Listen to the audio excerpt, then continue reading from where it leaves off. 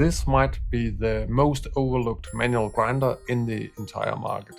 It costs around $100. It looks pretty ordinary, but it can secretly run burr sets from several of the big brands, for instance Kinu, Etzinger, Italmill, and you can swap them in under 2 minutes with no tools. I didn't really appreciate how good it actually is until I started testing it side by side against my Kinu, this one here. And what I found really surprised me. So this is the MHW-3Bomber R3 Blade, and it's a grinder that's been on the market for a couple of years already, but it's kind of been hiding in plain sight. But I think it actually offers what no other manual grinder has done until now, and that is that it's actually a kind of platform. Now, the funny thing is, I only got this grinder by complete coincidence. I was traveling and I realized I'd forgotten to pack a hand grinder. And during a layover, I desperately contacted a local shop and convinced them to send an express driver to my airport hotel just with whatever grinder they had available. And the R3 Blade was cheap enough that I didn't have to think about it twice, so I just bought it on the spot and ended up using it for the next 12 days of my trip. However, it wasn't until I recently re-evaluated it that I found out that it's even better than I initially thought it was, and that it can actually be kind of a platform similar to how the DF64 is a platform at that 64mm flat burr level. In my big manual grinder roundup a couple of weeks ago, I mentioned that I discovered that you can actually take out the R3's inner cone burr and replace it with the Kinu POB burr, aka the POB. And that burr is a relatively affordable aftermarket cone burr, and it just fits perfectly inside this grinder. I mentioned I'd do more testing if people were interested, so I bought an additional unit I could put inside my Kinu M47 Phoenix, so I was able to run side-by-side tests. And the interesting thing here is that these grinders actually tasted surprisingly similar, even though the outer burr of the R3 looks very different from that of the Kinu M47, but the flavor profile still falls in within that same general flavor spectrum. But what really stood out was that when I matched the two grinders identically, same TDS in the cup, same drawdown time, in blind tests, I just preferred the R3. I know many people like to use the POB on a coarser grind setting, so I also ran some tests here. At this setting, it's a bit harder to compare because your technique needs to be more refined. But again, I was able to match the grinders for extraction yield and drawdown time. And again, I actually preferred the R3. If you want to read about the details of these tests, I have a write-up over on my blog. I'll put a link to that down below. So overall, I think both these grinders with the POB installed taste very similar. And on that Buba Kiki scale I like to use when describing a grinder, I place them both more towards that Buba side. So it's not a super acidity forward flavor profile, but it still delivers a very interesting experience with a lot of clarity and a nice cup journey. So especially in the aftertaste, there's a very kind of nice development of the flavors and the different layers. But an important note, if you're watching this and you wonder about all these grinder comparisons, I have to stress that they might not mean that much unless your water is dialed in. So water has just as much of an impact as the grinder itself. So it's actually the best return on investment in specialty coffee. And I have a course on water optimization if you want a simple, practical way to learn about this. And I'm currently adding new content on how to make your own mineral concentrates, similar to what companies like Apex Lab and Aquacode offer. So if you've been thinking about joining now, it's a good time to grab the training before the price goes up. So I'll leave a link to it down below. But back to the main topic. I thought this POB upgrade was really cool, but I couldn't stop thinking, if the Kinu POB burrs fit, what about other cone burrs? What about burrs from the other major burr suppliers?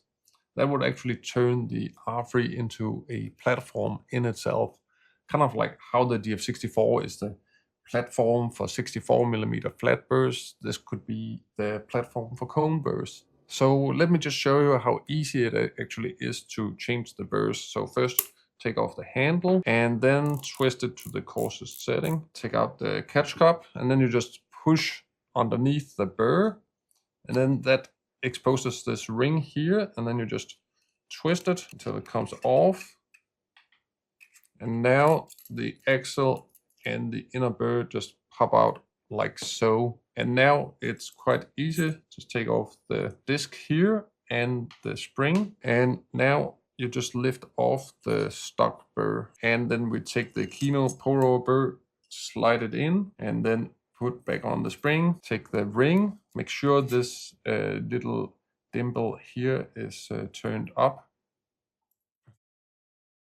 And then you take this other ring here to make sure it's locked in, and then you just screw it in. And if it's easier, you can also hold it like so, push it in with the thumb, and then just use the other hand to tighten the ring. And that's basically it. And then you calibrate it by trying to match these clicks here with the external adjustment ring. So now it's a little bit, it's stopping at 1, so I'm just going to loosen it up a little bit, press the burr in, and then twist the upper ring one time, and then we'll try to see again. And now it locks at 0. So very easy to calibrate. And probably I'm going to be grinding at around 2 rotations from here. So I might as well just do a quick turn like this. And that should give me a pretty decent pour over setting right here. And now we can take a look at all these burrs that actually fit. So here is the R3, the classic stock burr. This is the POB, and then only slightly different, we have the regular Kinu espresso burr. Of course, also fits. Let's just check it. So it locks in perfectly. And this is an Italmill burr that I have that was used inside the espresso JE. And again, also a very solid espresso burr. And it does look very similar to Kinu's espresso burr, but they are not quite identical. And as you can see, these burrs here, the 3 of them, they look very similar, but just small differences can really make a big impact on the cup. So all of these here fit. But then I started thinking about Etzinger burrs. Etzinger is another major burr manufacturer besides Italmill, and they supply burrs to brands like Baratza, Breville, Orphan Espresso, and others. First, I tried the Baratza & Co ESP to take out the cone burr, but because of how it's mounted with screws, I couldn't fit it on the R3 axle. But then I remembered that the Flair Royale, so Flair's hand grinder, also uses Etzinger's espresso burr set. So I pulled that one out, and lo and behold, it fit perfectly on the R3 axle. Now, just fitting it on the axle doesn't guarantee good results, since the outer burr is still the R3's original, but somehow the R3 has an outer burr that just works well with the Italmill style and the Etzinger style. So I spent some time dialing in espresso, and you can actually grind fine enough to choke a 9-bar espresso machine with this combo. And in the end, you can get a very enjoyable shot. So at this point, I'm thinking this might be the closest thing that we have to a real platform for conical grinders. Italmill has a lot of these burrs. They call them 48mm, but the actual cone itself is closer to 32mm.